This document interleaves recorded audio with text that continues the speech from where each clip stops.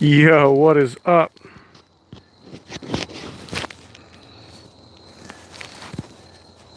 We're gonna see how that works right there.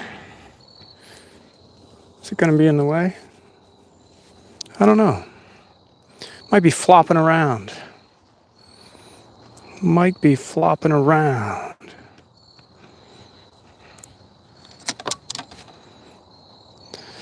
Caden, what's up, dude? Howdy, howdy. How is everything?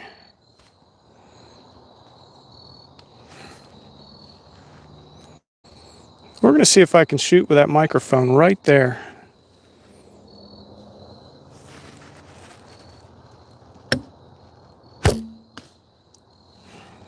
It's actually in the way. We're gonna move it. And I don't know where we're gonna move it to, but we're gonna move it. We might move it right to there. I don't know. Is that the good spot? Is that a good spot? We're gonna find out. I'm doing pretty good. I just put a Triton Navigator 6x24 on a 308. Whoa, bruh. Bruh. TJ, what's going on, man? Any more action today?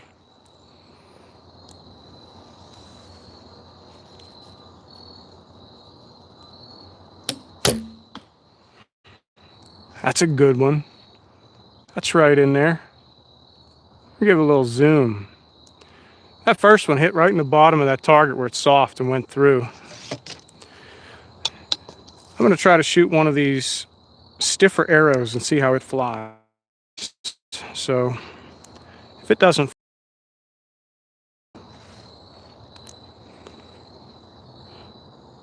deer scrapes and deer rubs are good.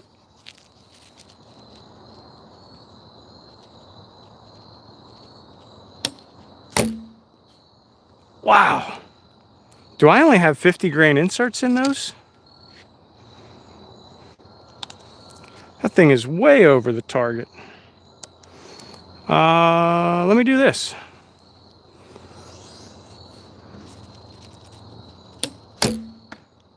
All right, so again, those arrows are much lighter. They are 4 or 5 inches shorter at about, I don't know, 8 or 9 grains per inch, 8.3 grains per inch. And then on top of that, those are only 6.8, so to another 28 inches, 28 and a half inches, 2 grains there. Those are 75 or 80 grains. They're 100 grains less. Brian, you go hunting in Texas. That's awesome.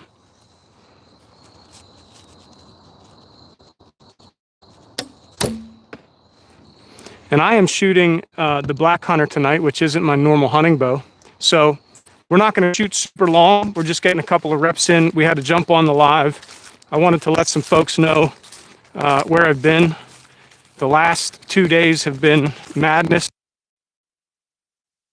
Quite a bit of that time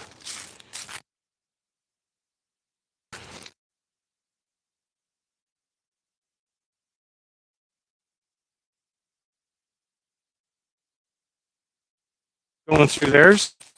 So he's with him, trying to get him recuperated a little bit. And it looks like my first op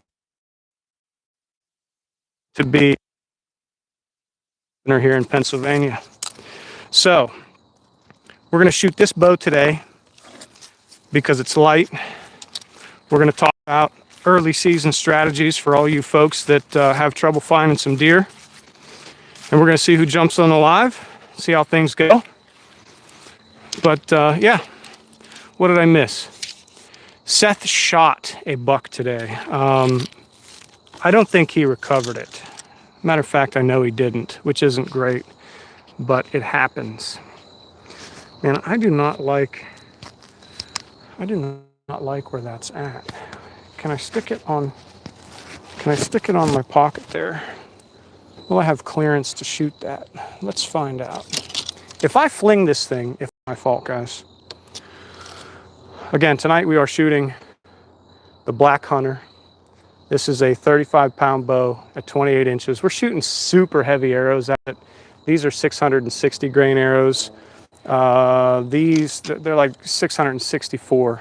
These arrows are about 100 grains lighter. I think I got them at 556. Maybe they're 110, 111 grains lighter. What up? I'm going hunting on Saturday. David, hey, where are you hunting at? What state? Marina, how are you? What I want to do is talk some on early season strategy here tonight while I get some shooting in.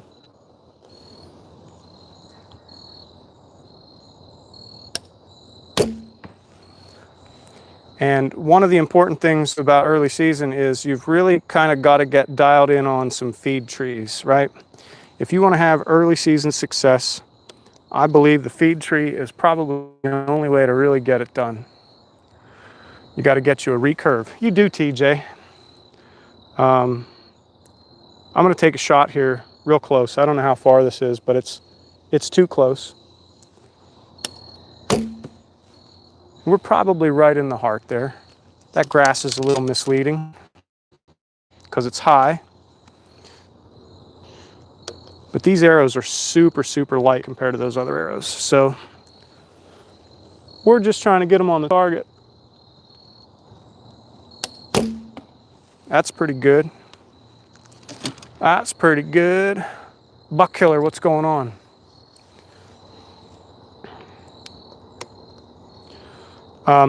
So feed trees, right? A lot of what I do, I hunt a ton of feed trees. And the reason I do that, I can get deer in super close, need to with a recurve, and I can kind of pattern deer around them. They are pretty significantly focused on certain types of trees, and white oaks are definitely going to be hit a lot harder than red oaks. And then there are some other oaks that they just don't seem to target quite as much, but they will hit those late season. There's a lot of tannins in the red oak, especially when they're dropping early. After they lay on the ground a little bit, some of those tannins kind of seep out or leach out. But the deer really key in on the white oaks this time of year. So if you can find a white oak, Scotland, how are you? I don't know if I did that right or if I did it wrong, but anyway. Tulsa, Oklahoma City, 918, bro. Good video, good YouTube. Thanks, man, I appreciate it. We're talking feed trees. Give me acorns, walnuts, apple trees. We're talking about acorns. And we're talking specifically those white oaks. Now you're gonna find a bunch of white oaks on a flat sometimes, maybe 10, 12, 15 trees, and they will key in on a specific tree more prevalently than they will on just any of those oak trees. Now you're gonna have to do a little bit of scouting and a little bit of work, but if you get around a tree, it's got a lot of deer manure, a lot of deer poo under it, and you can see where the leaves are rooted up, and you've got a lot of those acorn caps and chunks of acorns where they're putting them in their mouth, they're chewing them up and things are falling out. Josie, what's going on? That's the indication that that's the tree out of those 12, 15 trees you might be hanging around in. And that's the tree that you want to set up on.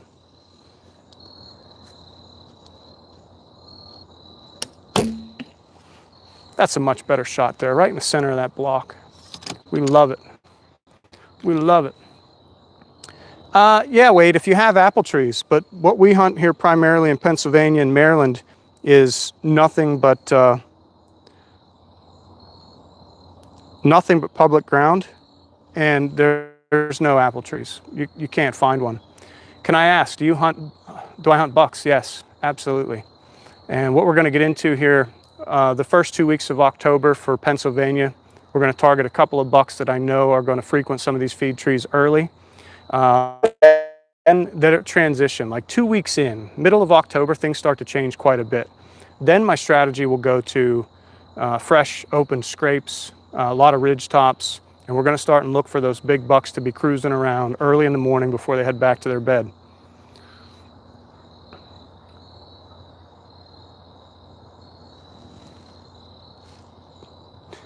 TJ, it took you forever to get that stuff off your face. Last year, Cookie, I shot a 12 point in Maryland.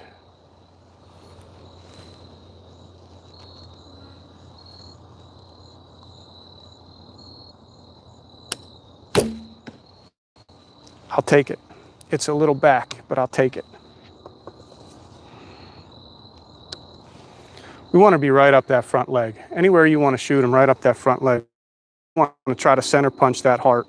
Let's get another shot right where it needs to be.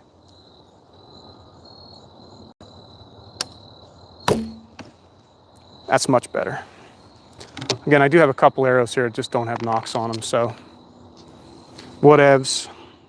I'm being lazy. I should have took the nocks off my hunting arrows, or should have took the took the broadheads off the hunting arrows, but we ain't messing around. You can't stand hunting public. Sorry, man. You can hunt wherever you want. Glenn, how are you? Everybody say hi to Josie. I want to see 100 comments go to Josie right now. Do it. Everybody ought to go out, check her channel, and subscribe too. She does a lot of hunting, a lot of fishing stuff.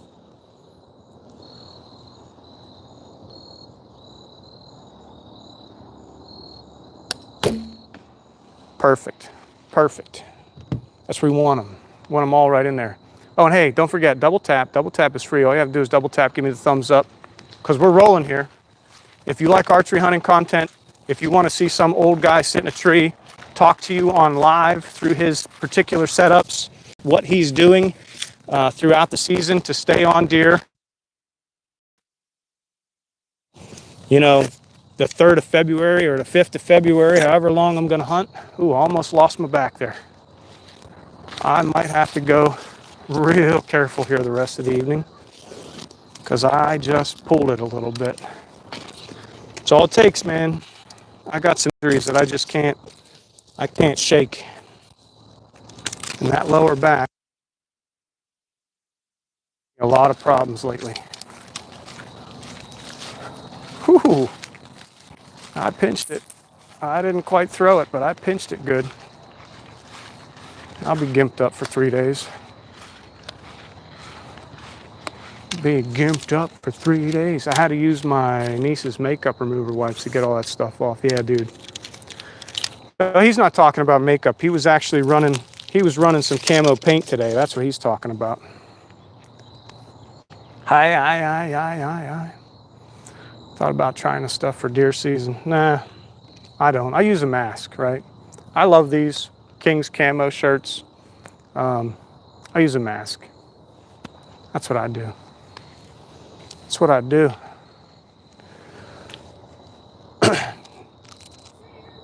How'd the hunt go the other day, man? I know, hun. I'm not real interested in eating right now. All right, the chicken and corn is ready. Man, my wife takes good care of me.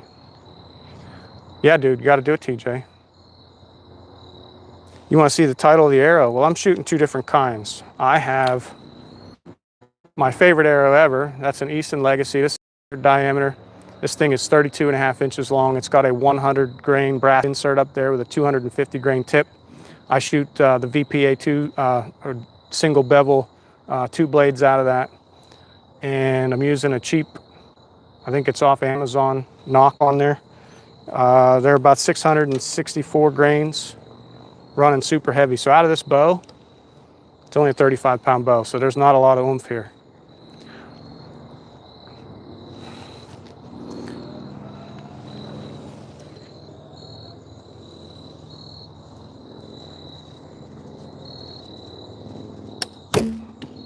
Oh, right in the center of that block. I love it. I love it. Guys, I haven't shot this bow in a couple of weeks. I've been hunting primarily with the Bear Super Grizzly. I shot 1 deer with it so far this year. It's like an 18-yard shot, getting real close to dark. We got in there on top of some deer. We were covered in them just, I don't know, probably 20 minutes before last legal light. But it was a rainy day, super overcast, and I could barely see the deer 20 minutes. Shot, you know, with good light, it's a bang up, but I took an excellent shot. I double lunged her, come out just above the heart on the opposite side, got a clear pass through. The deer went 52 steps. So that's what we're looking to do. We want a nice ethical shot. We want to put it in the pump house, make things awesome. All right, guys, we got 108 people on, but only 26 likes. I can't have that, man. We gotta get them likes up, dude. Hopefully I can get the deer with it. Yeah. Buck Killer, hey, thanks for the sub, man. I appreciate it. That goes for anybody else. Anybody else out there that wants to see the traditional archery hunting stuff. I do a lot of my hunts. I stream them live. It's very challenging to do that, but it's something about the gear that I run, the bow setups, how I'm, entering and exiting from these spots, and I'm able to help some folks out that are having some trouble either locating deer or staying on deer. And that's kind of my claim to fame. I'm going to be on deer from day one of the season all the way to the end. There might be some bumps in the middle when deer make their drastic changes, like that second week of October is usually a little bit challenging. But then after that, man, we'll get on them and stay on them. And then the rut, well, we all know what the rut's about. It's just crazy. It's lunacy. And we're going to have a lot of action no matter what we do.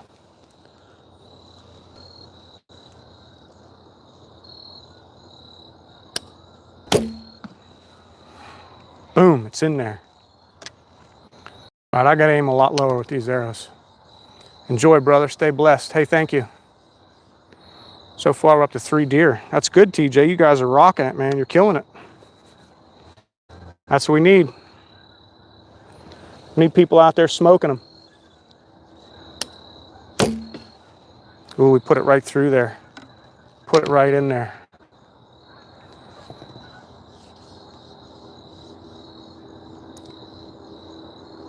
Mangle, I appreciate it, man. Thank you. We're here to try to stay sharp, man. We're going to do a frontal shot on that deer that's facing me. I don't know why, but that's what we're going to do.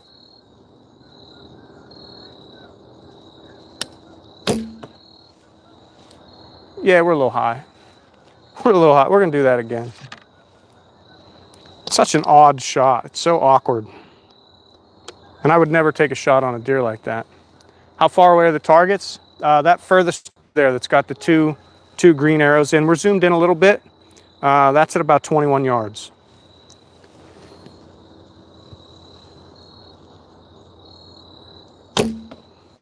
There we go. That would have through the heart. The rest of them, I think that bedded doe is 14 yards. I think the standing deer there behind it is probably 15 and a half or 16. And then behind it, we got the block, and then we're over there. If I zoom them out, I'll give you a little more perspective there. They're out there pretty far.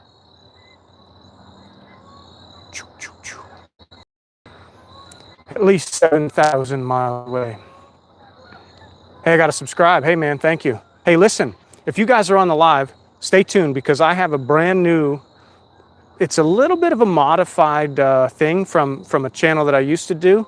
I used to do the Shed Crew thing, but I'm going to do something a little bit different. I think it's going to blow your mind. Maybe you like it, maybe you won't. I think TJ is going to be super excited about it. I think Josie will be super excited about it. But we're going to bring it out. First, it's called the Cooler Club. And if you want to be part of the Cooler Club, go ahead and hang out. We're not going to shoot too long. We're going to maybe do another 15, 20 minutes, and then we're going to do the Cooler Club. Yo, dog, he ain't trying to be tough. It's to feed our family and the... Yeah, absolutely. There's no tough here. I don't care about being tough.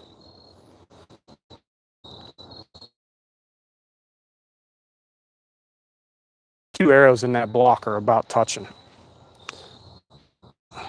Now, we tweaked the back a little bit, just a little bit when we walked down here and pulled arrows the last time, so we're going to be careful. I don't know, did anybody count my steps? How many steps was that? That's how many yards it is. I didn't put the rangefinder out here or anything. That is an absolute... Yeah, I tweaked it back bad. I tweaked it bad.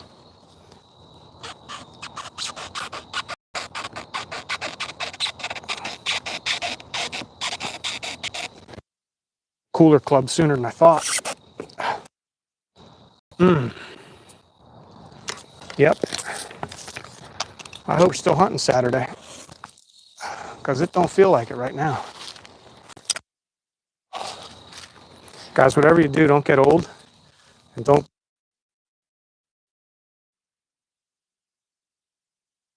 In the center of that block. That's where we want them.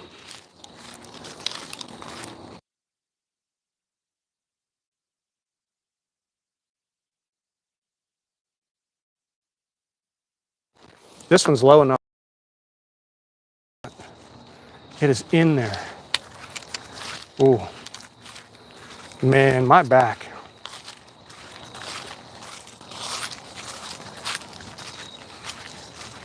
My back. Bro, I got more problems than I need right now. More problems than I need. Hunting license and shoot archery.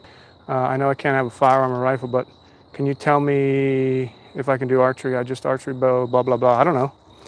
If you have an issue that you can't have a firearm or something, I don't think there's any laws that say you can't have a bow. That's going to be up to your locality, though, more than anything else, I would assume. But if you want to get into it, I wish you the best of luck because it's a really rewarding thing to do. Yeah, TJ, I got to be careful. Ridge, all my deer are still nocturnal. Are you getting any in daylight? I've seen deer every time I've been out. I've hunted Maryland probably 15 times, I'm going to say, maybe 13 times, I don't know. And I think there's only been 1 or 2 that I didn't see deer. As far as the big mature bucks, most of them are like last light, and if you're not set up close to where they're bedded, probably not going to get a crack at them. They're on their early season patterns, and when they do come in, usually they've got their head down. They're going from point A to point B. They're not trying to burn a lot of calories this time of year. They're trying to put on weight for that rut and for the winter. And what I see is most of them, once they're out and they're in their general corridor, they're moved down. I had one at really probably a 125 or 130. Looked like an 8-point to me, and I just couldn't get the bow up and get a shot off quick enough. So yeah,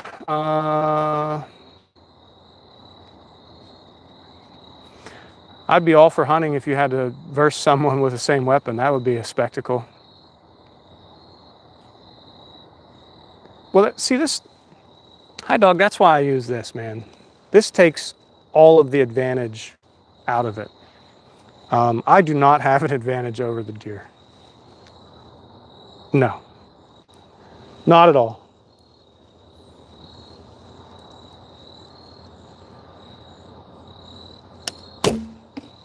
Not one bit.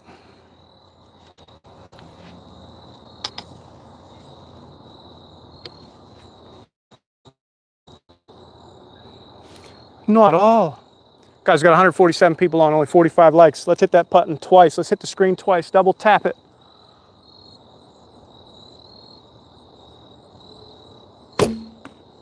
Ooh, I'm high there. Whew. Whew. Oh, that's why I aim for 20. I aim for 20 yards. That thing's probably 16 or 17. That's the difference, man. About two inches per yard with this bow is my drop.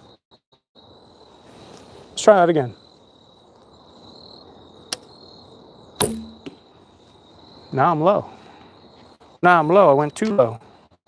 Too low. Yeah. TJ says he can't wait for me to get out there. What? Oh, he's waiting. It says back mount. Hi, dog. Timed out. Uh-oh. Josie, thanks for what you do. I didn't mind him. I kind of liked it. But you do you. This is a channel where the mods get to decide what goes on, right? People think that somebody's getting out of line. The mods handle that, and I appreciate it greatly because you guys control the content more than I do. What's a nice caliber small game? I like a 22, man. I like a 22 or a 17 HMR. Try clenching your butt cheeks before you like, all right, hold on. I'm gonna try that. Let me see here. Should I stand down here more so you guys can see the clench? All right, I'm gonna draw and then clench. Okay. All right, I'm drawing. Now I'm gonna clench. Oh, dude, it worked. Look at that. It worked good. Dude, it worked. Hey, thanks for the suggestion there, Mojave. Mojave. Ooh, I'm keeping it real. Yeah, keep it real. Watch, I'm gonna do it again. I'm gonna clench again. Watch, I'm gonna go to full draw, then I'm gonna clench. Clench and draw. Oh, I gotta clench and draw at the same time. Oh, you guys are being naughty. All right, Leanne, for you. And you know what, Leanne, since you're such a fun person about this, we're gonna do something for you, all right? We're gonna do this. There you go. There you go. All right, we're gonna clench at the same time. This might help my back, it might not. Oh. See, look, clenching and shooting at the same, oh, it didn't work. I shot right on the top of that deer's back and went through the target. Man, I don't know, maybe no clenching. Maybe no clenching. You guys are for real though tonight. I can feel it. I can feel it calling in the air. Boom, right in the center. That's where we want it. Right in the center. Guys, these arrows here, these are the Sanlita Dragon 8s. I bought these in an effort to try to work through, because they're a 480 spine arrow. I was trying to work these through to get a little bit of a stiffer arrow for the Bear Super Grizzly, but I could not get them to tune because they weren't quite long enough. I think when I bought them, 30-inch arrows. If I had 31 or 32-inch arrows with the 480s, they would probably tune really well. You ain't right. Why am I killing deer? Because they taste good. Is that Sitka? No, this is not. This is King's Camo, guys. It's the King's Camo right here. I'm telling you what, this stuff is the bomb. This is one of their, like, I don't know, medium weight hoodies. Like they're level 2. It's a 3/4 zip in the front. Bro, it's nice. Because they taste good, yeah.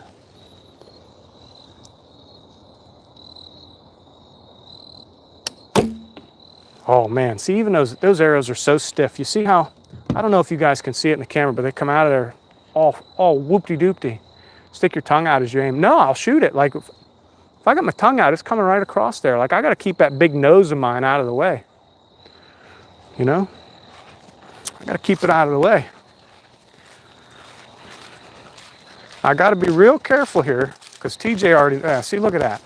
I shot right to the top of that, because this thing's all loose right here. I shot right through the top of that, into that leg, and now I'm going to have trouble getting it out of there. Man, probably going to hurt my back. That. I'm going to be mad. Oh no, it's going to come out. It's going to come out easy. Till we get to the leg. We're going to unscrew that tip. It's a little bulbous. The tip's a little bulbous. Not good.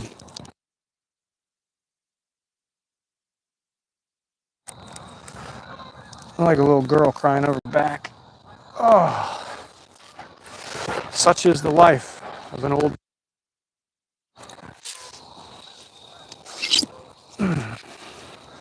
Broken is an understatement. I got more shit wrong with me, and Carter has liver pills.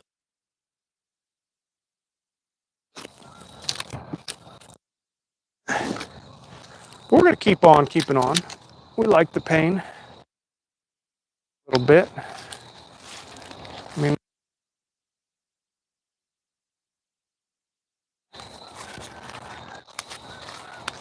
but if we can get to 100 likes, we're going to do something special here that I think TJ's been waiting for it. I think there's a couple other folks that's been waiting for it. We got a new twist on things. We have a new twist, absolute twist on the old Shed Crew, and we're going to get it in there. Becky, hey, what's going on? I'm with you on the pain. Yeah, we just got through it. Pain lets you know you're still alive. Absolutely. Bowman, I see that. Why I didn't stay on long? Da, da, da, da, da, da. Boop, boop, boop, boop, boo. Hey, Bowman, it's nice to have you on, man. We're going to do something a little different. We're about there. We're getting there real quick. We are getting to it. Do it, I dare you. Oh, we're going to, TJ. We're going to do it, bro. We're going to do it. I think we're on like the 10-minute countdown to doing it. I think we're there, TJ. We're almost there, bro. It's like sugar on my tongue.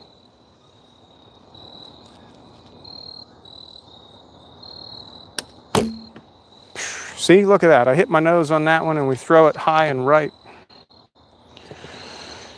I hate these arrows because they suck.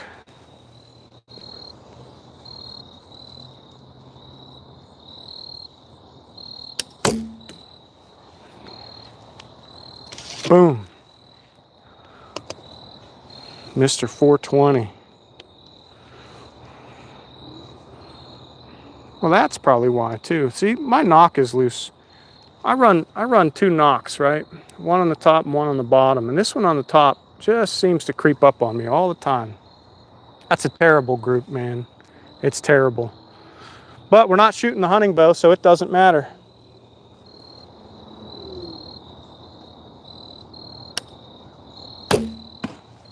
We're shooting the backup bow.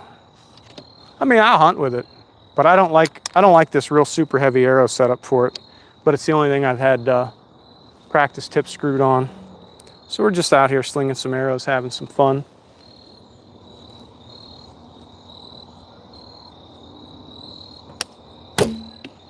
There we go. That's in the spot we wanted in. That's in the spot.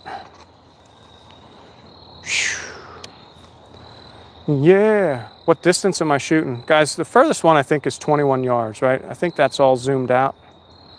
And then I think that closer one, the closest one there, I don't know. It's probably at 16 yards. They're all kind of grouped real close, but that's kind of your standard hunting distance for a bow like this. Again, it's a 35-pound bow.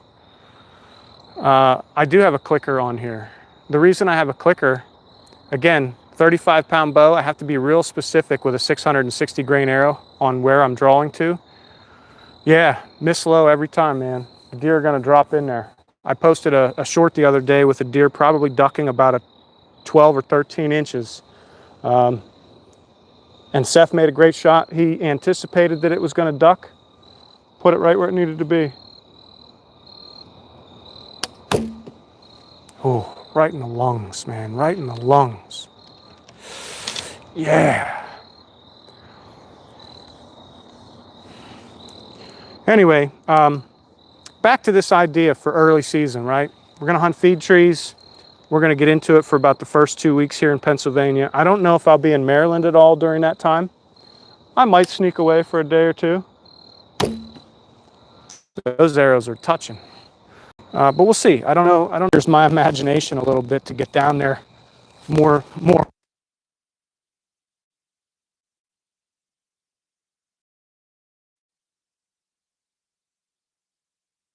Where I need him to show up at.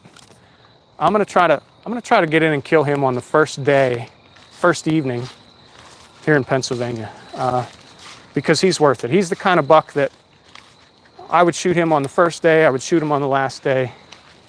He's like 140-ish, I say. It's real hard to tell because he's not super massy. He's not super massy. 525 grain and a 340 spine. What are you shooting that out of, Mr. 420? Can you show the groups? I don't know what you want me to, like what I should do is I should get another phone and I should set it up so I can have the other phone down there. But yeah, I can do a better job of showing the groups here when I zoom in. But this might be the last round. Here, let's shoot a round of groups in the block. Let's shoot for group in the block here. We're gonna shoot it for a group. By popular demand, we're gonna shoot a group here. Nice controlled couple of shots.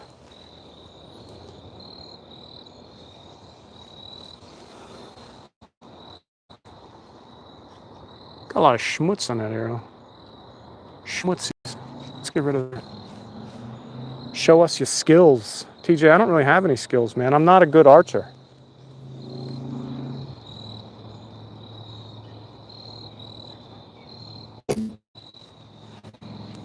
I wouldn't consider myself a great archer.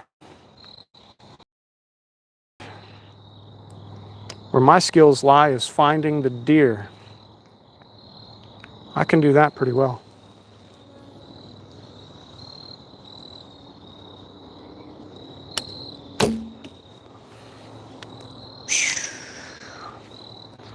Again, guys, we're shooting this for group here. We're shooting this for a group right in the center of that block.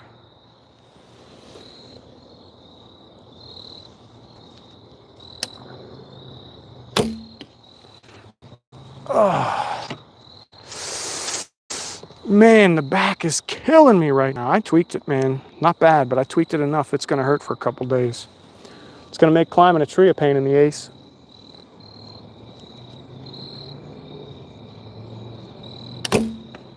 I don't know what I did right there. I have no idea. But I threw one on that group. Look at that.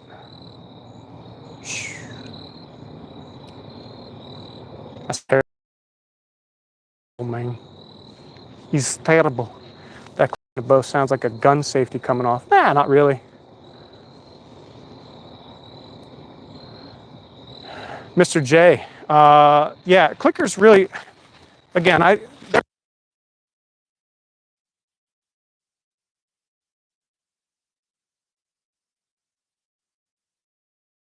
take that clicker off. But we got 3 of them right here, right in the center of the target that are all good. And then I shot high there. I don't know why. Again, shooting 4 arrows in 46 seconds ain't, it's not good. But you can silence a clicker, you can wrap it in tape. I just never did because I'm not going to hunt with that bow immediately. I do want to try to kill a deer with, I have this longbow, I've got the bear, I've got another striker that I'm having fixed right now. And I'm probably going to try to kill a deer with each one of those traditional bows this year. I've already killed one with the bear. And then after that, I have an old PSE, the Beast. That thing is ancient. It's from like, I don't know, early 2000s, maybe 2000, 2001, something like that. I'm going to try to kill a deer with that this year. And I don't know. I got another PSE. I got a Matthews. Maybe we'll try to kill a deer with every one of them. I'm not sure. But we're going to shoot a lot of deer. All right. Anyway, I have somewhat of a surprise coming for TJ because he loves it. TJ loves surprises, and we're gonna give TJ what he wants because TJ deserves it, I guess. But that's how I'm gonna leave it. Did I teleport there? Because I'll tell you what, I took the Wi-Fi off. I took the Wi-Fi off so that we don't have that problem. And now, I don't know. Maybe this ain't gonna work this time. For now. But now I've lost so many folks. That's not even cool.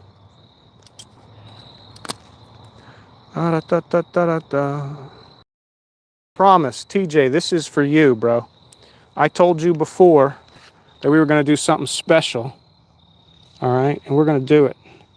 Because TJ, he was always a big fan of the Shed Crew stuff. And now, we're going to do him one better.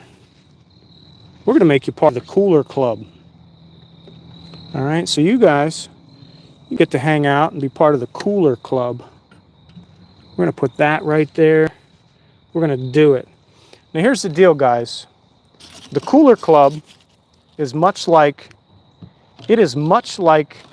the old school Shed Crew. All right? But right now, we're not putting you in the shed because that's old business. We are putting you in the cooler where you belong. You're in the deer cooler. And as I clean up, you guys are able to stay on the live. You're able to talk about whatever you want. I'm not even going to say nothing. I'm going to do my thing. Maybe I'll have a bub. Maybe I'll shoot at this deer in the backyard. There's no deer in the backyard. I wish there were. There usually are. But I'm going to hang my bow up. I'm going to put my tripod away. I'm going to do all that stuff. And then maybe I'm going to go in and eat some chicken. I'll probably say hello to the kid. He's a little down and out. He spent some time in the hospital here for... If you don't like the hub, well, too bad, because you're stuck in the cooler. You might as well enjoy it. But give me a thumbs up. That means all you got to do is double tap that screen twice. Bowmads are like, what in the hell, boy? But hey, man, I'm just doing the stream. So I no longer have that time constraint. I can put you in the cooler all day. Maybe later I'll put you up in the man cave. You guys can check out what that looks like, because a bunch of deer heads hanging up there. Bunch of stuff. Oh man, my back is toast. It is really toast. Oh, I should have never bent down like that. Oh, we're on a 4-week schedule here. 4 weeks, injure the back, go down, spend 4 or 5 days broken, bedridden, and then 4 or 5, maybe 3 weeks ago. So, I don't know. Got a couple of ribeyes here in the fridge. Giant, with the Giant card. And yeah, they were $2 off. And my fletching jig from OMP. They're probably having a discussion about how crazy I am right now. But, I don't mind. Well, it is what it is. How was your day, honey? I haven't really had a chance to talk to you too much. And how's Lando doing? he's good. Appendicitis? He's feeling better. Still a little sore, but not in pain. I'm sure. He's a tough little cookie. It doesn't feel like knives? No, it just felt like Yeah, it's not going to feel crazy. It ain't going to be crazy, dude. maybe kind of felt Crazy? No. It ain't too crazy. Anyone want to watch a scary movie or a funny movie? Oh, anyway.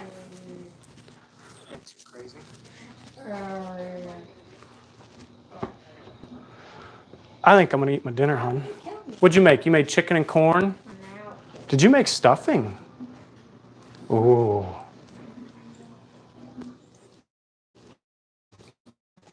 I don't know how many. It's way too much.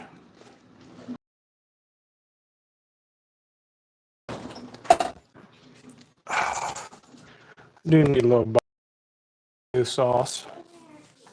Barbecue. Hey guys, what's everybody's favorite barbecue? I'm hooked on the Sweet Baby Ray's. A little bit of honey barbecue from Sweet Baby Ray's. What are your thoughts on that? Maybe some of you guys aren't Gyarados and Gyarados like I am, but the solo stick is something else. I going to be worth the $459.99 I paid for it. But I can tell you, just out of the box, it's a pretty sweet setup. Now, I do have a little experience, about 2 weeks of experience with another Arsenal product, the RZR Razor Elite Razor, whatever. I've hung in the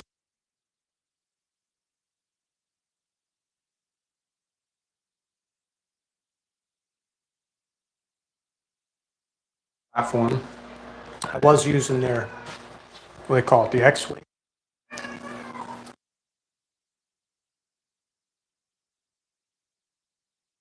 Awesomest, everything you need, nothing you don't. But the challenge I have with that is in the weak side, you don't have enough room on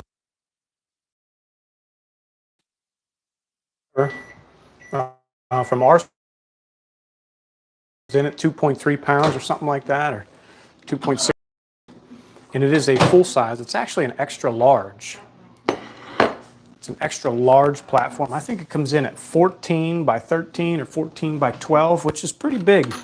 It is far better than the Trophy. I got quite a bit of gear floating around that I'll probably never get back.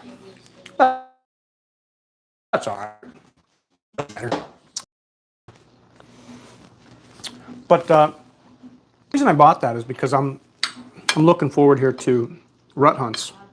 And sometimes in the rut, I move around so frequently But the idea of putting it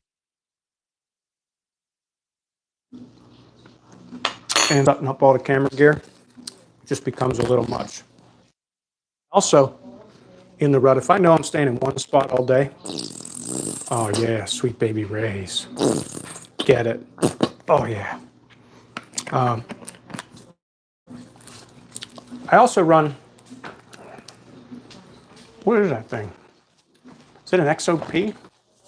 I think it's an XOP Renegade. That is a lightweight hang-on. I think that thing weighs 6 pounds, 5.8 pounds, 6 pounds. It's got an 18 pretty decent seat. And for all day sits, I'll run that because then I can sit super still. It can be pretty lethal once the leaves come down. And just get after it.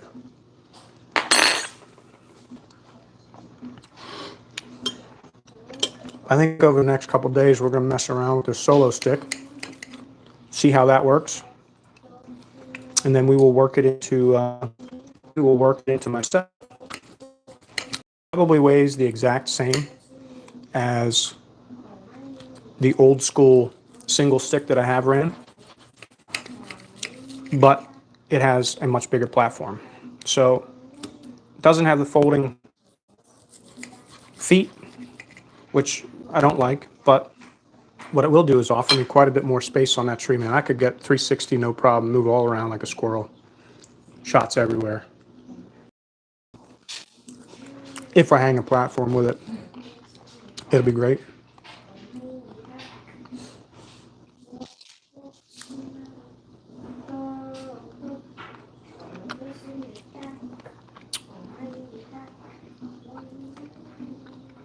You guys gotta let me know what the club is. Because I don't know. I won't see. I won't see what's going on in the cooler club till I watch this back later. We'll find out if it's a hit or not. Certainly will. I bet if I put that thing in the truck and drove down the road, the cooler club would be insane.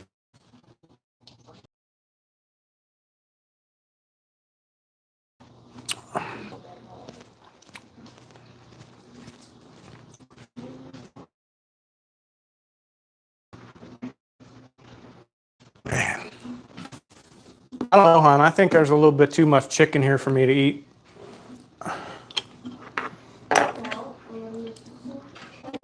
I'll have some for lunch tomorrow. It's so good. How do you make your chicken come out so juicy?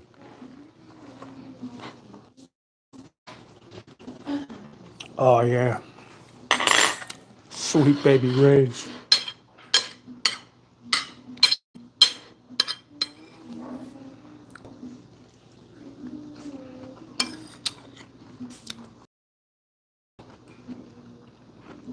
You know, there ain't a better place to hang out than inside of a deer meat cooler in the back of some dude's truck with a little nocturnal light on. Thinking about sitting in the woods. Hulky, what's wrong, buddy?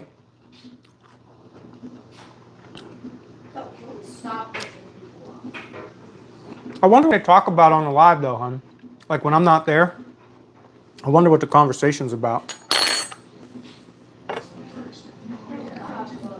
I hope they don't talk about stealing all my spots where I hunt big bucks.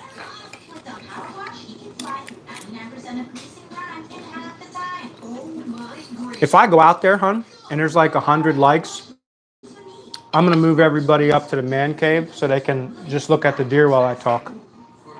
But I go out.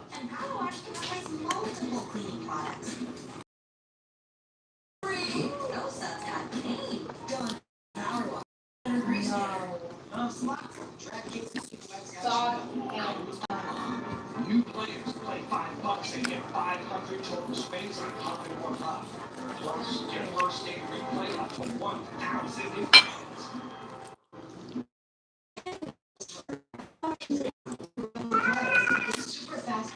Well, Hulk, you want some baby back ribs? You want some chicken? What do you want?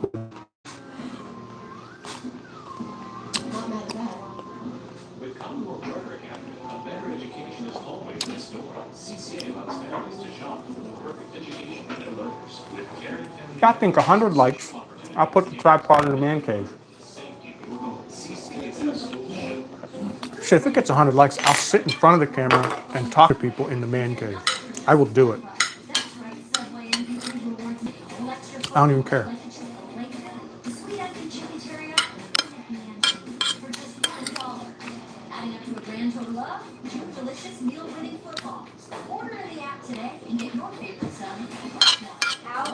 On the flags.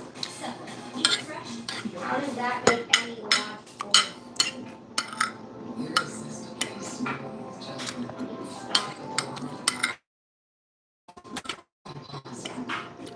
Oh, yeah. You're the best.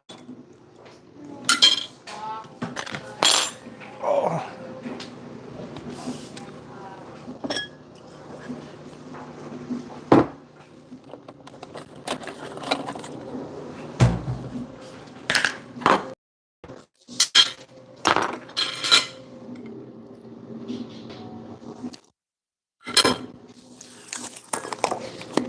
All right.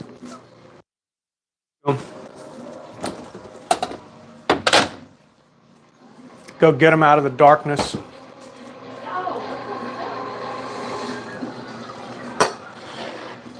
Oh.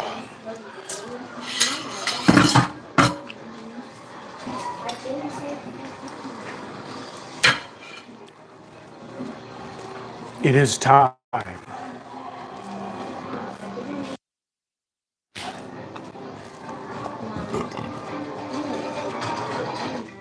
All right, I'm gonna go get them out. I'm gonna get them out of the man cave. Or I'm gonna go put them in the man cave. Stop getting it. Why are people so rude?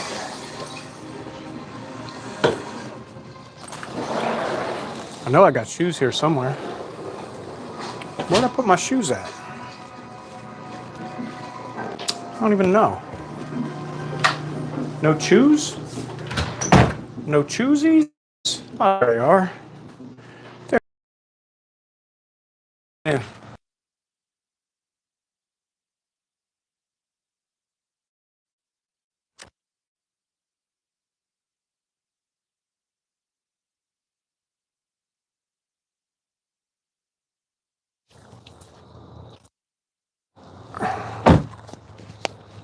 Couple 2-3 things out of there.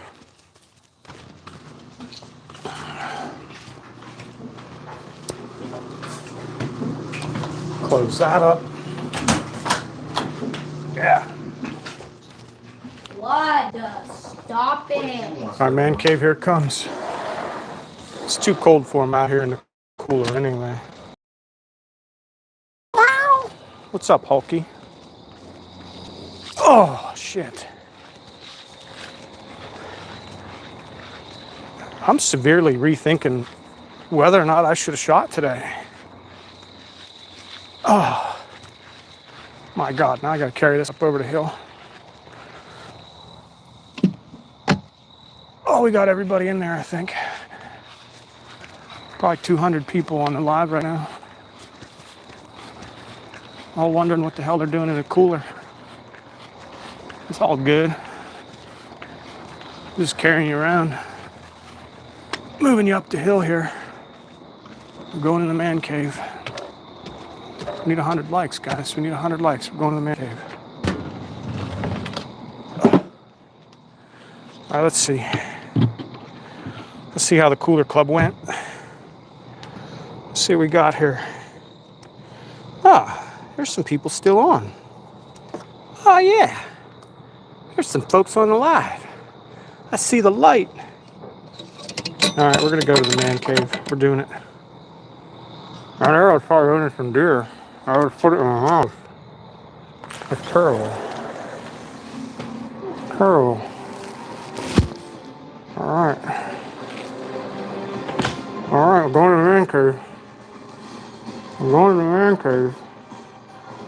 We got the tripod. We're going to the man cave. We're going to the cave. Oh shit. Oh shit. Oh shit. We're going to the cave. We gotta get everything set up. Hopefully nobody leaves now. It's about to get fun. It's about to get fun. Oh yeah. I see the light. I see the light. We are 3 steps away from being in the man cave. Oh, that's terrible. And then maybe I'm gonna bust out a couple things. That way you guys can see them. Move my chair back because I was doing a little filming today. Nothing crazy. Nothing crazy. You guys want to be on a little tripod or you want to be on a big tripod? That's the question. Turn that up nice and bright. Yeah. Put this one on. Oh yeah, we got some light now. Oh dude, we got some man cave action going. What's up, Hulky? We don't want you in the man cave. Get out of here. Unless you want to sit there and let me pet you. All right. Guys, we got to do a transition here. Phone mount to phone mount. Let's just do it. Oh yeah. Oh yeah.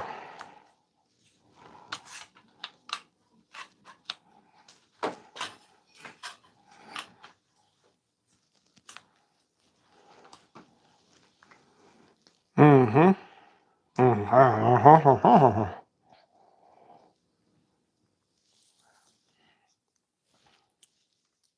Let's do it. Let's do it. Got the man cave live. Oh man, my back is killing me. Killing me. Bro, we're in the man cave. We made it. You know what? I'm going to do even better because I have some unique tricks up my sleeve that could make this even better. So let's play that game real quick. How's the audio, guys? How's everything coming here? How's it looking? We're going to do this.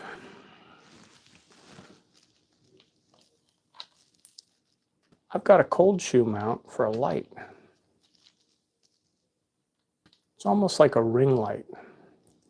And one of the things that I'm experimenting with here over the next couple days, weeks, when we're out in the field, is how I can project some of this stuff that happens after light just a little bit better. So we've got a ring light, sort of a ring light. Kind of makes everything pop, right? Oh yeah, it looks good. It does. It looks good. Oh, my back. Guys, somebody asked earlier about the biggest buck I've shot. I shot this one last year. That's a 12 point. He's not real wide, but he's super tall.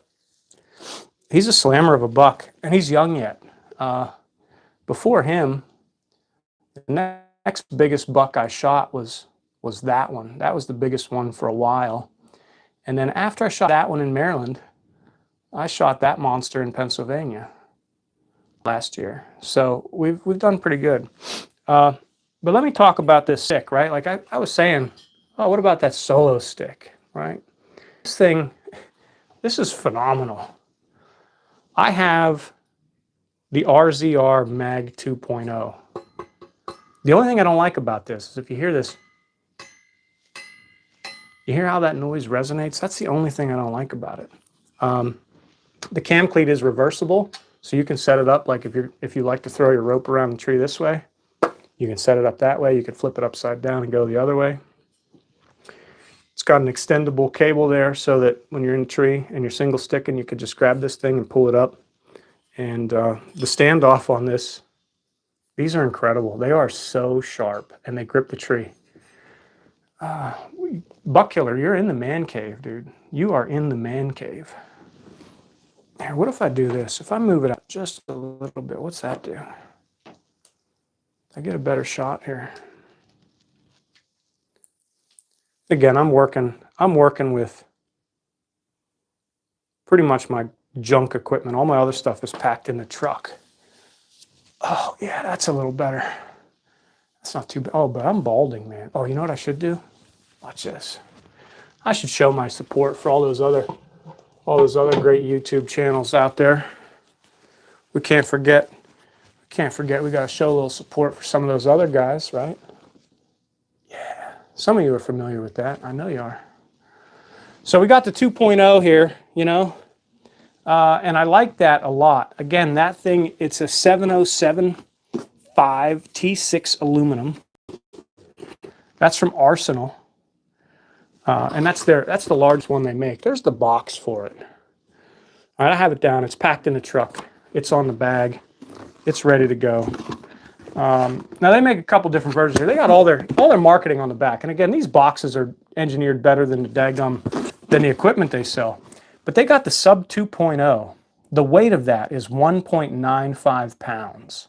Guys, that's incredibly light. Incredibly light for a platform that's got a 12-inch by 11.5-inch diameter. Or dimension, I should say. Everything is run with it's got the rope lock attachment link. They've got the ear on there. That rope wraps around the ear. It goes down inside, pinches off. Ooh, I'm telling you, it is unreal. It works super good. It really latches onto the tree super tight. And they're all rated. The Mag 2.0 is rated for 350 pounds. The other two, the Sub 2 and the Elite, they're both rated for 300 pounds. The Elite is 2.45 pounds. The Mag 2.0 is 2.85 pounds. I said 2.3 earlier. But then when you fold them up, the dimensions of those things, they're 1.5 inches thick. That's it. So they mount in the back of your pack, super great. Again, I'm not trying to push products. I'm just trying to tell you what I use. And you can see by this invoice that the 2.0, I think that ran me like $329. Maybe I got a little discount. But the Solo Stick, guys, the Solo Stick was $459. Is it worth $459? I don't know. Its rope attachment is pretty awesome. It's got a little bungee on here, and then it's got 2 tabs. These are made out of Kydex. I expect those to break eventually.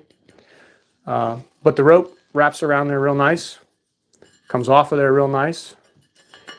And the one thing that I've noticed after playing with it just a little bit today is when you run your rope in there and you're up in a tree, listen to this. You hear how that resonates? So I'm going to try to silence that. I'll probably put a hair tie or a rubber band in there. I'll figure something out. I might have to take the top off to get a rubber band if I don't tie it. But listen to this. And it resonates, right? It's ting. Now, if I put some meat on it, on my knee and on the top standoff, I just get a click, which is nice. But we're gonna have to do a little figure in there to figure that out. Because that's a lot of noise. It's too much for me in some of the spots I'm going to hunt. I mean, I've literally climbed trees in the rut last year where I had hot does bedded within 30 yards of me and was able to get up in a tree and get set up and then hit the rattling horns, do a couple of grunt sequences, and have multiple bucks coming in to chase those does out of the bedding. So it's all about stealth for me. Everything I do, everything on this channel, it's specifically about results oriented. And it's all hunter focused. So that's my rattling horns. I got to carry those around with me too. I don't know where the other one's. Oh, it's hanging. Where's that? It's hanging up here somewhere. Do I have it hanging? I don't know where it's at. Where's the other one? It's laying here somewhere. Oh, it's over there in that pile. It's in that pile over there, hanging on the wall. Yeah. Oh, I'm dying here. This back is not going to get any better, I don't think. All right, I'm gonna bring you in closer so I can read comments and get comfy because I don't feel like working too hard. All right.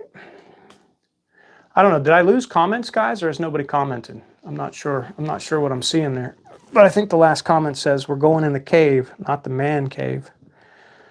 No, we're not in the man cave. We're just in the cave. Look at the size of that thing in reference to my head. TJ, where you at, man? You haven't put a comment out here? You're probably jumping back and forth. You're probably watching everybody else's lives.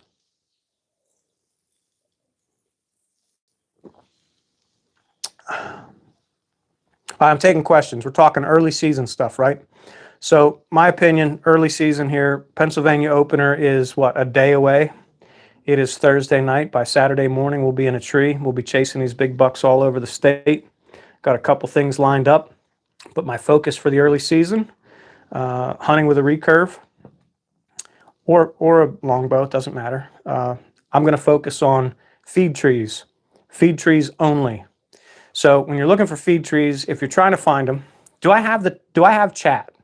Because I don't know. I'm not getting any chat. Somebody do a chat test. I'm not getting chats, am I? I am not getting chats. Somebody double tap the screen just to show me that you guys are here with me. Let me see if I can't get the chats back.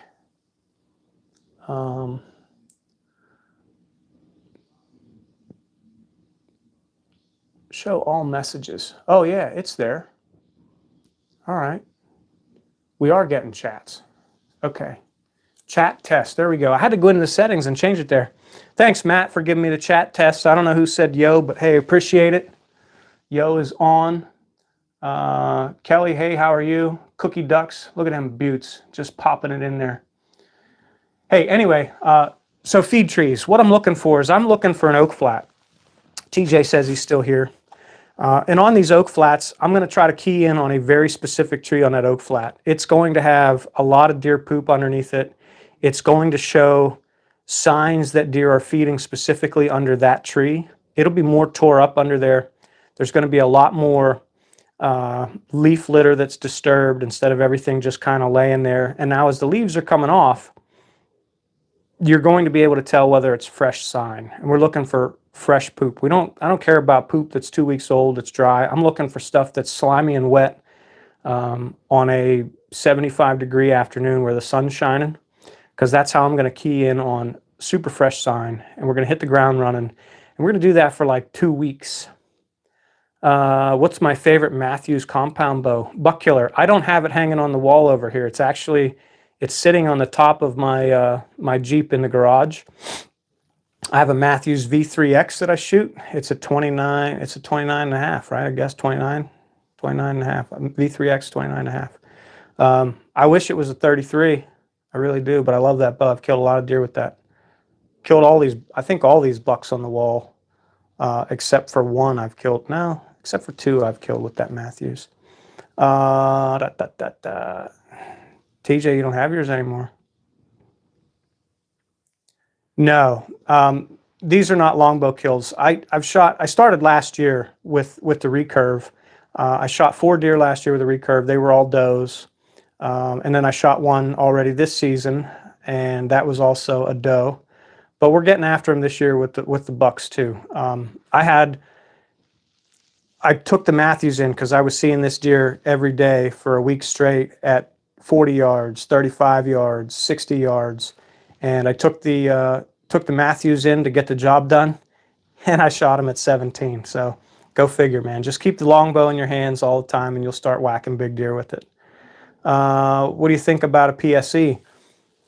Oh, man, I'll tell you what I think about a PSE. You want to see what I think about a PSE? Bro, we're getting off topic here, but I have a couple of the oldest PSEs you're ever going to see. This is a great bow. That's one of the PSE X-Forces. I think that bow was manufactured in 2011, maybe earlier than that. I'm not 100% sure. I'd have to go dig the receipt out I have for that. And then, guys, I know longbow, right? Longbow luminary. We shoot a lot of deer. We're also going to shoot a deer with this bow this year. This bow is probably from 1999 or 2000. I'm going to shoot it just how it is, with the sights, with the rest, just how it's set up. I shot it the other day. This is a 70-pound bow. I can barely pull that thing back because I'm in bad shape. So I shot it just to see if I could. I know I can. So we're going to shoot a deer with that bow this year. We're absolutely going to shoot a deer with that bow. We may wait till late season to do that. I know. Look at that old thing, TJ. Josh, which one do you have? You have the same PSE, the Beast? Jamie, I hunt all public. Everything I hunt is public. Yeah, the first one is, that's a Dream Season X-Force. Yeah, buck killer. I can't do that anymore. My Matthews is set up for, I think, 62, 63 pounds. No, this buck was actually shot early season. You can tell by the hair on him. He's got a very light coat. I shot that one on, what, the 16th of September last year, the day after he come out of velvet. I can kill just about anything with that bow. 30-06, man. Look, everybody loves a 30-06. They don't make too big of a mess. Mohammed, what's going on, my man? This one I did shoot in the rut. It was probably after peak rut. I think I shot him on the 15th of November. So he was out doing a lot of scraping and a lot of looking. This guy right here is a late October buck. Again, I think he was just on his feet outside of a bed, probably 70 yards from his bed. And I got him, I think 26 October, early in the afternoon. This big one up here, this is a rut buck. I shot that one on the 7th of November. He was out running all over the place. This one here, that 9-point, he is an early season buck, like the first week of October. And then this is one of the first ones I killed with a bow. Am I saying that right? Yeah. One of the first ones I killed with a bow. I shot him over a scrape like the 19th of October. So that's why for this early season, which one's your biggest one? This one right here in the middle is the biggest one. He's about 135. No. Which one's the hardest shot? Oh, dude, they were all hard. This one over here, I shot this one in 25 mile an hour. The one on the top right there with the double neck patch, like that V under its neck patch, I shot him at 54 yards with a 25 mile an hour crosswind.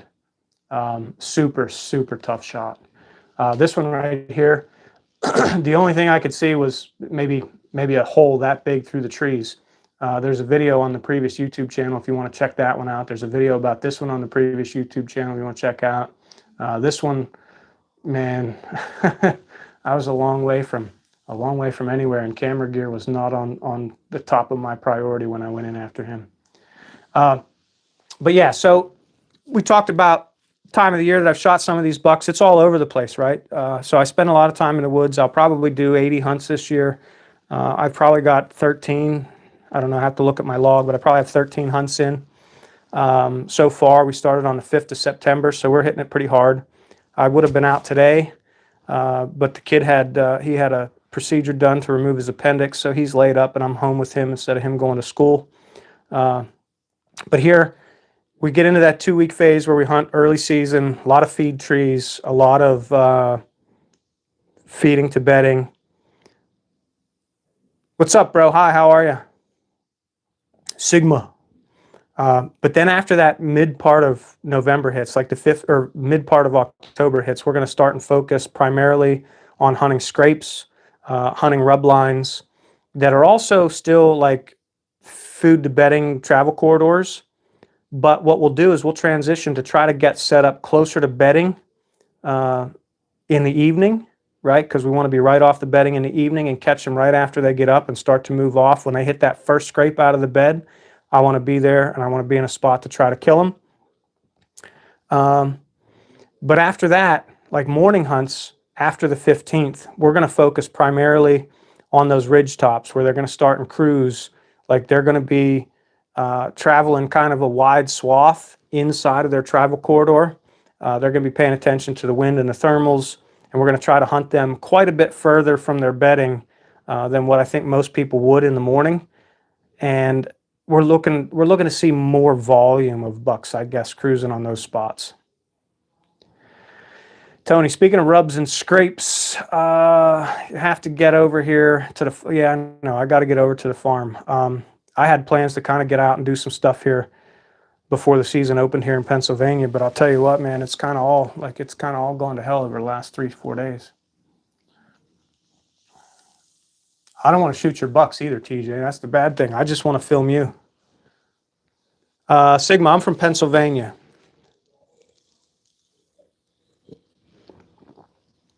Buck Killer says, what's the Pain Train? The Pain Train Outdoors is the previous YouTube channel. Yep, but I'm no longer affiliated with that channel, and it's kind of nice to be doing my own thing here. So we're moving forward from that. If you guys want to check out the old videos, there's quite a lot of stuff out there. There's some pieces of information to pick up. But yeah, this is where you want to be. Jay Sharps, what's going on? Yeah, you got to get them when they're moving, right? Like I primarily don't see a lot of big bucks just feeding. It's rare. The first 2 weeks of October here in Pennsylvania, yes, you'll catch them under a feed tree. That's kind of the plan. But then moving forward from that, it's all about finding them on their travel corridors, picking them off when they stop at a scrape. I look like the hunter Randy. Oh, thanks. That's so nice.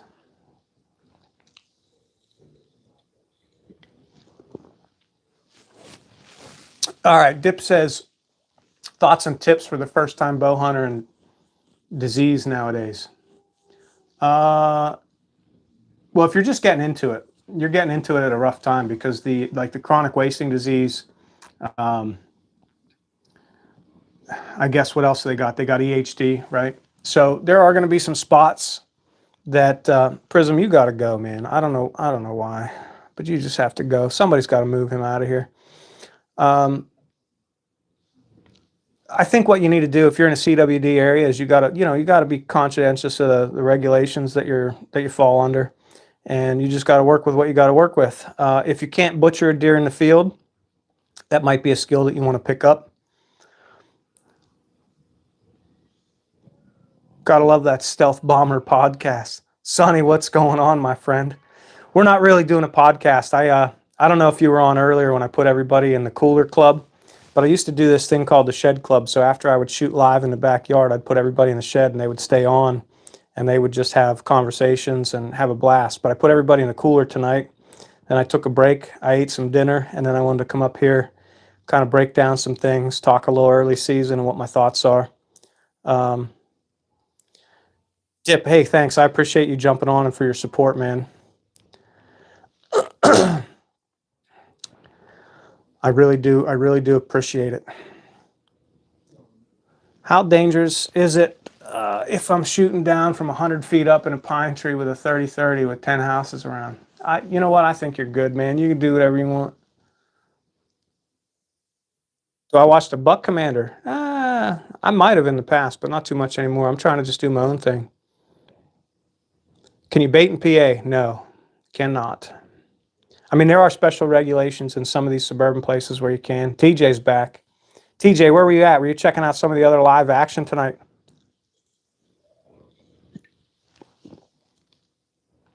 Man, I can't believe I've been on for an hour and 15 minutes. Yo, some nice deer. Hey, thank you. Thank you. But yeah, if you guys are interested in what it looks like in the early season, I'm going to be doing a lot of lives as I hunt. Anytime that I can broadcast or stream from the tree, I'm going to do it. And hopefully you guys follow along. I'll be posting when and where as much as I can in the community. Sometimes it just happens fast and we just go right into it. But if you're out there, yeah, get after it.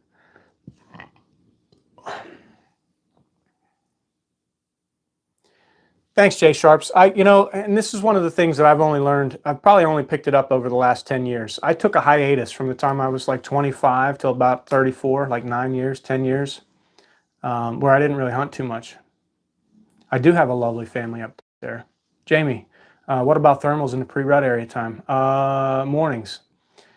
Mornings compared to, again, mornings, we're trying to focus, again, travel corridors to and from bedding. And we're not trying to, most of these guys will have you convinced that they know exactly where a buck's bedded, right? Some of these guys do, some of these folks that talk on the podcast, they may have a piece of property that they hunt, that they own, that they can maybe pattern a deer like that. But I hunt all public, and where I hunt, there's virtually no chance of patterning a deer where I can say within 50 yards, hey, where's this buck bedded? Now, sometimes I get lucky.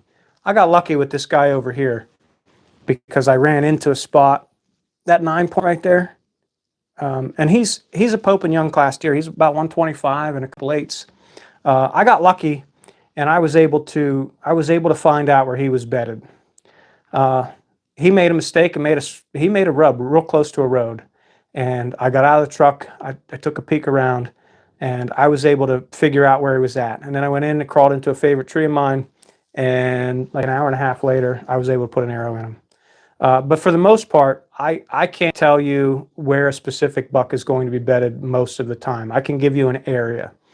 So if I've got a clear cut that runs 3/4 of the way up the mountain, I can tell you that the travel corridor to enter that when the wind is blowing up the hill is going to be across that top third of the ridge. And they will travel that top third till they get about where they want to break down. So if you're not in the window where they're breaking down off, you can have bucks going in both directions to and from that bedding area. And that's when I say travel corridor and how they're using those travel corridors to enter into a bedding area, that's what I'm talking about. That's just one example. There are all kinds of funnels out there. I love where two hills come together and there's a slight ridge that comes up, like I don't know what you want to call it, where it comes up to a point and there's a little hilltop on both sides. That's an excellent travel corridor and a pinch point, especially if you've got water or some sort of drainage below you. And if you have feed trees on the top, that's even better because there'll be some does hanging out. You'll get some action seeing that. Jamie, yes, absolutely. Benches work fantastic, but it has to be the right setup for a bench. If you've got benches and you don't have significant bedding area around it, benches might be a better evening spot when they're coming out to feed, especially if you've got some feed trees on that bench. He is giving you a side eye. I pick his nose every once in a while. He's got salty boogers though. 223 underkill? No, I have shot a deer with a 223. I shot a buck with a 223. Yeah. I don't think it's underpowered or anything. I think your bullet selection matters a lot. Like I would like to see a core locked in something over 64 grains.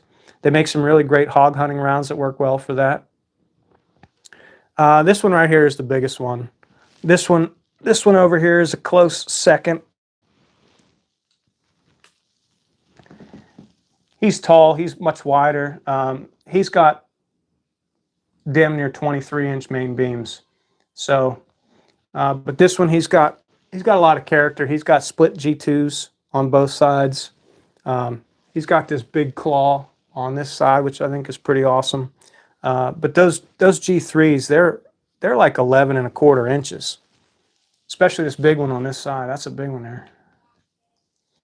TJ, I don't know if I got plans for the muzzleloader. I mean, as the season gets to that point, yeah, that's probably something I'll do. Tyson, that one's in the 135 range, 135 and some change. I haven't measured him since he's dried. I measured him roughly when I shot him, just to get an idea, and he was damn near 136.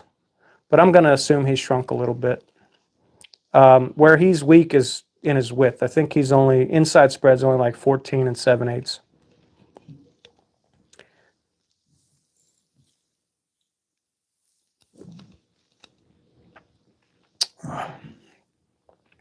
Yeah, B-Dog, Pennsylvania, they have two seasons. They have an early muzzleloader season where you can take your inline muzzleloaders out. And a lot of guys, there's a lot of places where you can't hunt with a rifle now. But you can use an inline muzzleloader. Now, that works for the early doe season. That runs, I don't even know, like last week, October, in and around there, maybe mid-October to last week, October. I'm not even really sure. I know I got to wear orange for it. But then the late season after Christmas, that is a traditional muzzleloader only. That's actually about as raw and awesome as it gets. That season is fantastic. A lot of the deer have already been harvested by that point. You're looking at Pennsylvania, it's got like 1.5 million deer, and we're going to harvest 500,000 deer. And in that late muzzleloader season, the late bow season, they probably only harvest like maybe 3, 4, 5,000 deer per year in that late season. The harvest numbers are low.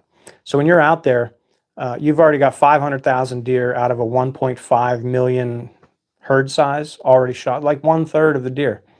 So you really got to focus on food and bedding and where they're going to be. And then you're using a flintlock muzzleloader. It's awesome. Does PA have a holiday season in December with a gun? PA's buck season and doe season, they run consecutively now. It runs for what, 2 weeks, and it used to start the Monday after Thanksgiving, but now starts the Saturday after Thanksgiving. Do I have a D or yes, I do. Her name's Tiffany. Tony, muzzleloader starts here in PA October 18th. Yep. So 18th through the 25th. Yeah, about a week there. Thanks, TJ, for looking that up. I wasn't sure, but I figured it was just after the second week there.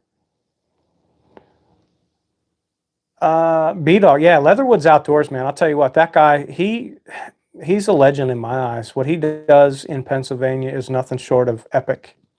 One of his really awesome videos of a muzzleloader hunt last year where he shot a bedded doe, dude, that was awesome. Just awesome.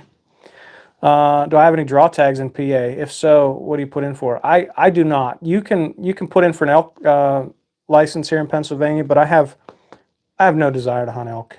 I don't think either out west or in Pennsylvania. I don't know why. My main focus is white-tailed deer.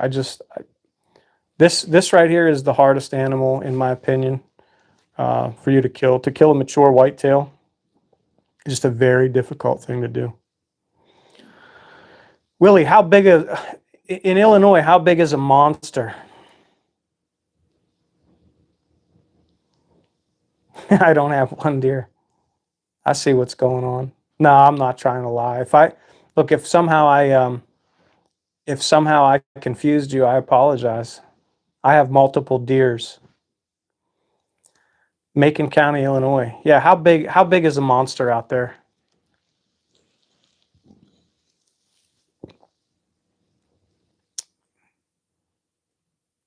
Connor, hey, thanks for those words of wisdom.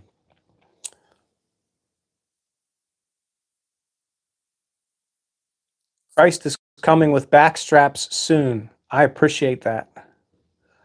Pennsylvania regular firearm season starts November 29th to December 13th. Yep, TJ, you're on it, bro. Super heavy, probably a 12, dressed at 200.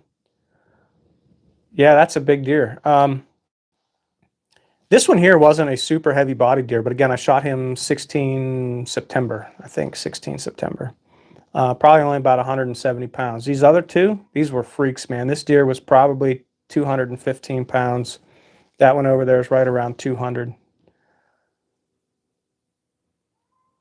Yeah. Yeah, buck killer. A lot of the does I shoot, especially in Maryland, I shot what I would think is a 1.5-year-old doe. I bet that thing didn't even weigh 90 pounds. Seth shot one last week. It was a fawn. I bet that thing was only like 45 or 50 pounds. Does probably average 120 to 130 pounds, probably in Pennsylvania at 2.5 years old. And then your bucks, most of your bucks, your 2.5-year-olds, they're going to weigh 150, 160 pounds. Do I do any deer drives with dogs? No, I don't. I am mostly I'm a bow hunter. I don't really even rifle hunt with deer. I did take the muzzleloader out one time last year in rifle season because I had a major surgery, but I haven't shot a deer with a rifle since 2016. With that said, I think deer drives with dogs is just not on my list of things to do. I like to ambush them from a tree or from a saddle, get in as close as I can and shoot them with a recurve or a longbow. All the doe and me and my nephew got were real small. Yeah, TJ, they are. I mean, that's probably, Emerson, what's going on from Brazil, man?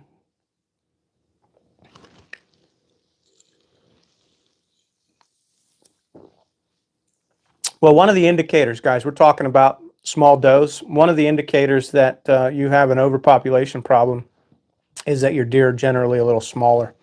I think in Maryland that I'm just throwing a number out there, and I know maybe there's some data out there that supports this, but I would say that in most of the places I hunt in Maryland, the doe to buck population is heavily skewed on the doe side, probably 5 to 1, probably close to 5 to 1. It could be higher than that in some places. A lot of blue tongue in Illinois. Yep, a lot of EHD, a lot of all kinds of other stuff.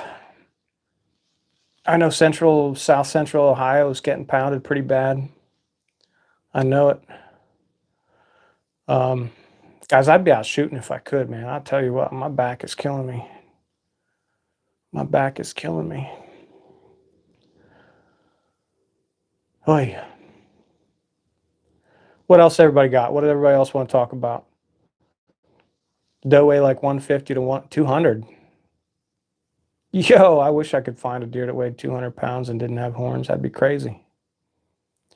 Gunsmoke Hollow. I'm in central New Jersey, and I got 10 does for every buck. Yeah, I'm telling you.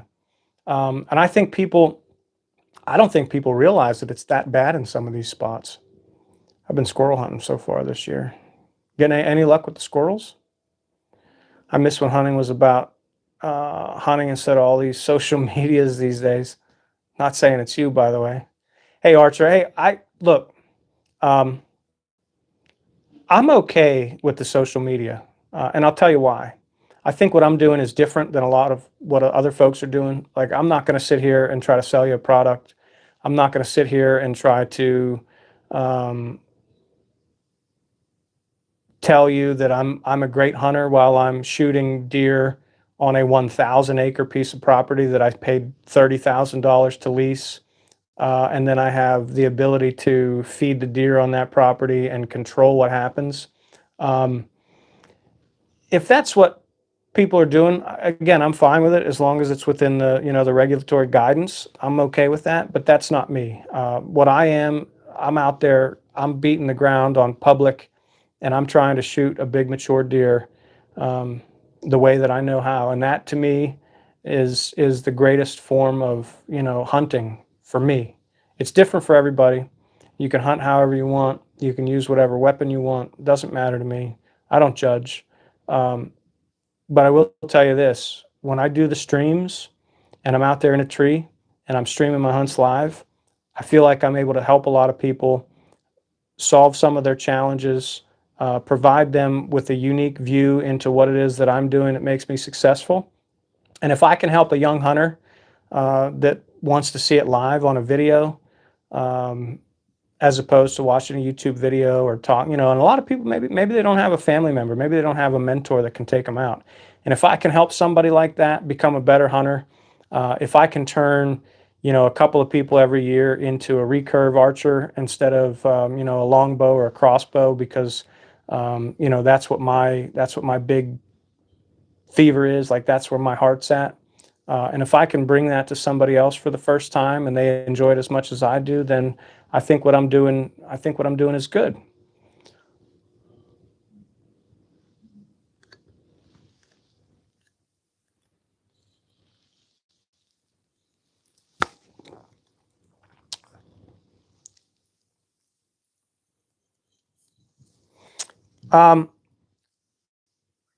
Jay Sharps, I'm pretty sure I've eaten a deer with chronic wasting disease. Maybe that's what's wrong with me. Can I tell the difference between daylight and nighttime scrapes and rubs? Here's my thought on this. It's hard to tell. It's always probably going to be hard to tell. You never know when a deer is going to make a scrape in a travel corridor. I will say this, that your scrapes and rubs that are located right outside of a bedding area, they're probably being made in daylight.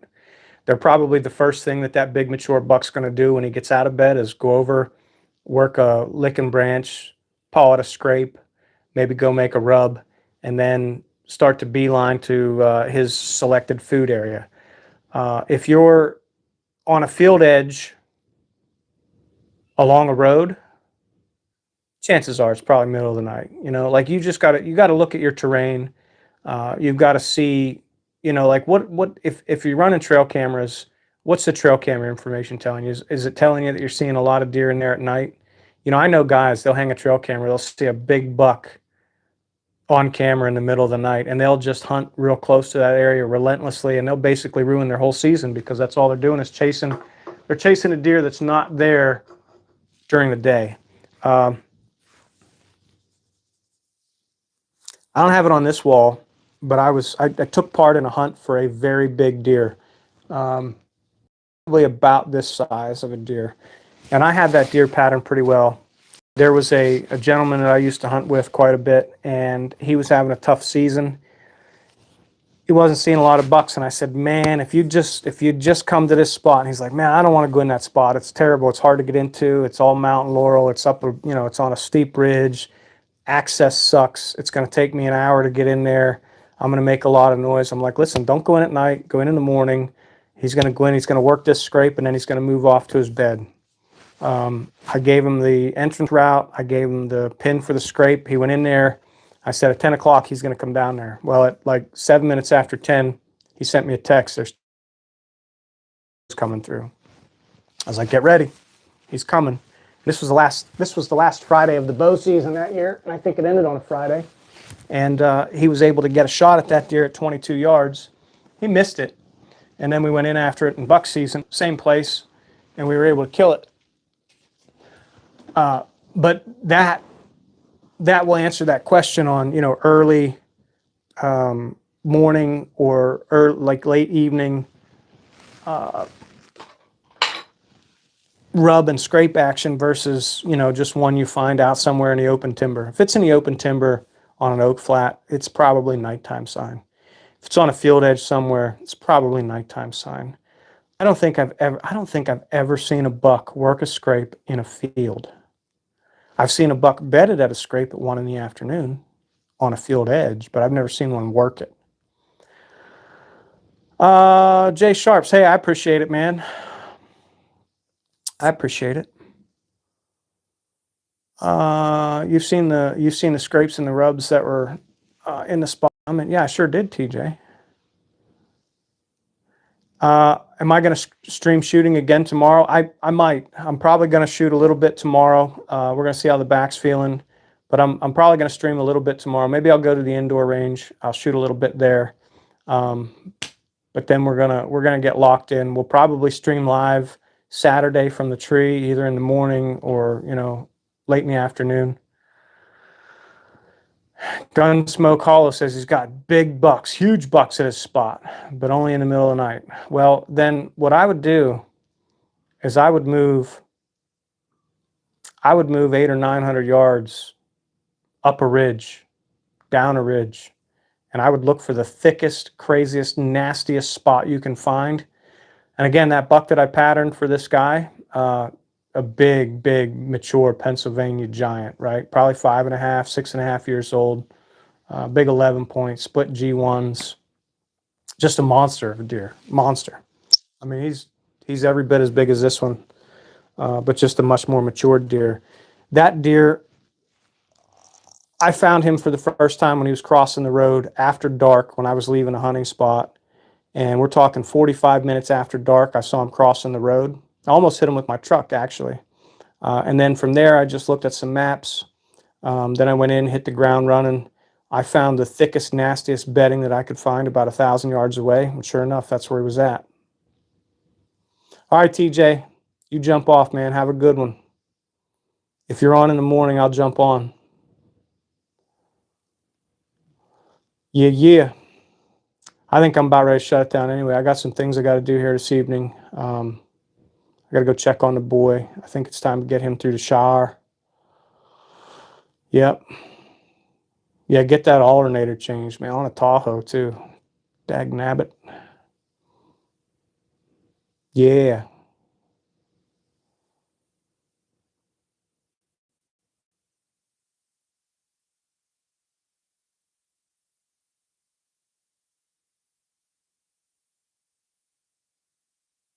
Yeah, Gunsmoke. Sounds like you got a challenging spot there.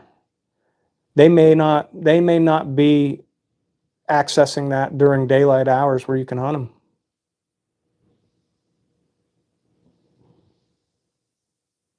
Rock on. All right, guys. Well, I'm going to cut it loose here. It's been a pleasure. I appreciate everybody that jumped on. You guys are the best, and we hope to see you live from a tree very soon. You guys hang in there. We're going to bring you an awesome amount of content. Ever used fishing line? No, we don't do that. All right, guys. You guys have fun. Good night.